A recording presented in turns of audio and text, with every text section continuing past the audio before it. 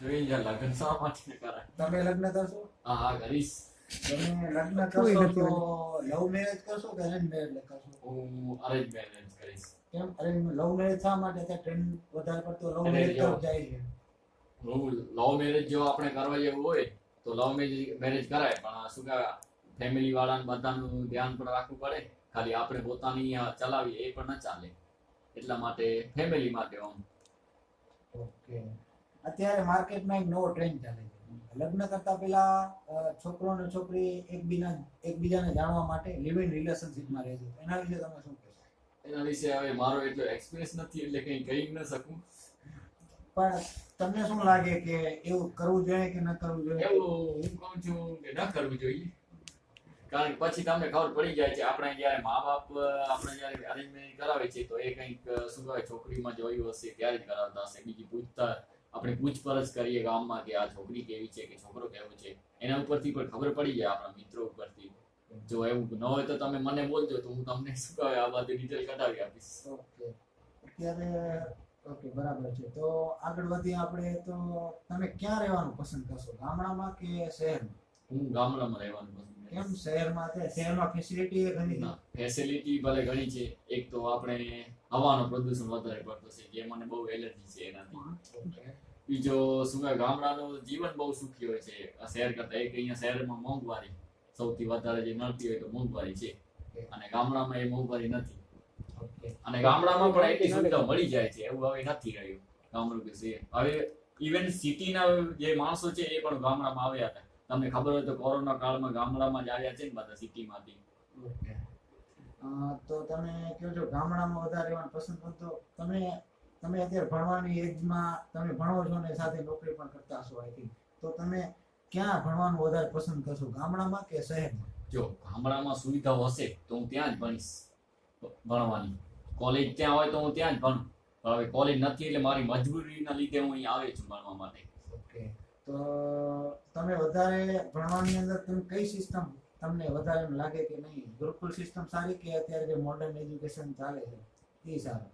અરે ગુરુકુળમાં હું ભણ્યો નથી એટલે મને એટલી ખબર નથી. પણ આ મોડર્ન મને સિસ્ટમ બહુ સારી લાગી છે. કારણ કે અહીંયા આપણી કચ્છ યુનિવર્સિટીમાં તમે સમજી શકો છો ત્યાં જવું નથી પડતું. પણ અહીંયા શિક્ષણ આપણે સુધારવું પડે. પણ ગુરુકુળ સિસ્ટમ એ સારી હતી, એમાં વિદ્યાઓ ઘણી શીખવામાં આવતી. હવે આપણે અહીંયા હમણાં બાણ ચલાવી તો આ વિદ્યા તો ક્યાં કામ આવે ને કે આપણે ત્યાં તો બંદૂક ચલાવવી પડે. તમે એ કહેવા માંગો છો? નહીં, બસ કે આ વિદ્યાઓ અલગ અલગ શીખવામાં આવતી તો એની અંદર ઘણી બધું Example આપણે સ્કિલનો ડેવલપ થતો. અત્યારે તમે મને technical- વિદ્યાઓ કોને કે કઈ વિદ્યાઓ હતી? નહીં, એ તો અત્યારે મારે છે ને એનો. એટલે જેન્ડર બાઇસ તો હોવો જોઈએ ને. ગુરુકુળમાં ક્યાં જેન્ડર બાઇસ છે? ઓકે. તો આપણે આગળ વધીએ. તો તમે ભગવાનમાં માનો છો કે નહીં? આ માની છે. શ્રદ્ધા રાખવાની, અંધશ્રદ્ધા નહીં રાખવાની. માનવું બધામાં, કોઈ માનતો હોય તો એને ના નહીં પાડવાની. ભૂત પ્રેતમાં અત્યારે ઘણા બધા કિસ્સાઓ થાય. તો ભૂત પ્રેતમાં તમે માનો કે નહીં? હવે જોઉં તો માનું પણ હવે હમણાં તો નથી માનતો. તમારો એવો કોઈ પાસ્ટ એક્સપિરિયન્સ કે અનુભવ તમને કર્યો હોય કે જોયો હોય કે ક્યાંક તમને એવું લાગે કે ભૂત પ્રેતમાં કે એવું તો ક્યાં જોયું નથી. તમે કહો છો ભગવાનને માનો છો, એ શા માટે માનો? ભગવાનને હવે આપણા બધા માની છે તો એટલા માટે માનીએ છીએ કે આ ભગવાન છે, હા આસ્થા છે એમાં અમારી. તો હવે ન માનવાનું કોઈ કઈ કારણ હોય ને, પણ નથી માનતા શા માટે તમે ન માનો? પહેલી વાત તો એ કહું ને. એટલે ભગવાનમાં આપણને માનવું જ પડે. કારણ કે શું કે એક આપણી એક સમજી લો કે આપણે પૃથ્વી છે એનું કોઈ પણ છેડો નથી. તો કોઈ આપણે છેડો જોઈએ તો આપણે છેડો કોને કહીએ? ભગવાન. તો ભગવાન એ આપણો છેડો થઈ જાય એમ ધરતીનું. તો સમજી લો આપણે કોઈ પણ પ્રશ્ન હોય તો આપણે ભગવાન સુધી પહોંચાડે. પછી એમ લાગે કે આપણે આ દુનિયાનું કઈ છેડ જ નથી તો પછી આપણે પોતાને મેન્ટલી આપણે ટોર્ચર થઈ જાય. અને ઓકે. પણ ઘણા અત્યારે બધા એવું ઘણા કહે છે કે મહેનત કરવાથી ફળ મળે. હા. એટલે જેટલું મહેનત કરશો એટલે ભગવાન એવું કાંઈ એવું ઘણા માને છે. તો જો તમારી મહેનત હોવી જરૂરી છે. તમે જ હમણાં મારો ઇન્ટરવ્યુ લેવા આવે છો, તમે હવે એમ ડાયરેક્ટ ભગવાન ઉપર મૂકી દો જે કરશે ભગવાન કરશે, પણ એમાં તમારી મહેનત ન હોય તો શું કરે ભગવાન પોતે? એ કોને? એ પોઈન્ટની વાત છે. પણ આ બધા ઓપિનિયન છે. ઠીક છે. આપણે કલ્પેશભાઈ આગળ વધીએ થોડા. તો તમે ધર્મમાં માનો?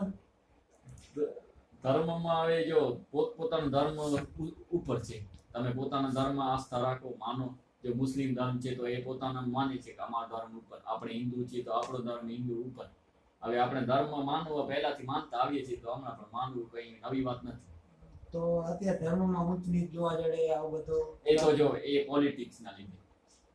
ઓકે. અત્યારે અને સનાતન ધર્મ ને અત્યારે એક બાજુ બધા અલગ અલગ ધર્મ પોતાના ઊભા છે ને એક બાજુ સનાતન ધર્મ, તો તમે શું પસંદ કરશો? કયો ધર્મ સારો? સનાતન ધર્મ સારો કે તમે જે ધર્મમાં છો એ સારો?